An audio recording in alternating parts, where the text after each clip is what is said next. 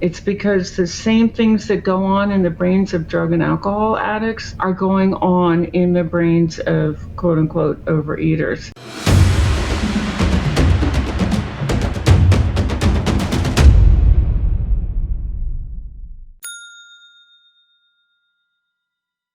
So let's just start with the basics. Can you define processed food addiction for us and maybe compare it to just overeating real food? This is a very specific disease. We know from brain imaging research that very specific activities in the brain are altered. So that's how we know that it's an addiction. It's not overeating. It's because the same things that go on in the brains of drug and alcohol addicts are going on in the brains of quote-unquote overeaters. You have these hyperactive reward center neurons. They're putting out a lot of neurotransmitter, dopamine, serotonin, endocannabinoid, and opiate. And you have a hyperactive stress system and hypoactive, like the frontal lobe is not firing. So you've got this locomotive going down the side of the mountain and the brakes are gone. It's a two-part dysfunction in the brain, but it's very distinctive. And it's not like it could be something else. It's our best evidence that we are dealing with an addiction and not just overeating. Overeating would occur if occasionally somebody put too much food in front of you and maybe you weren't paying attention and you ate the whole thing. That can happen, but that's not what the brains of overeaters are telling us. This is truly a substance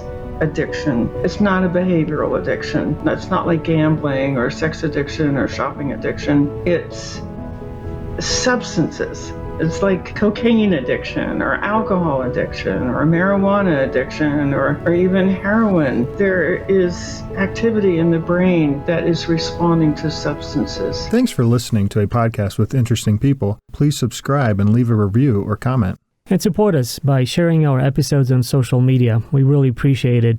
And for more information, visit us at apodcast.com. Thanks.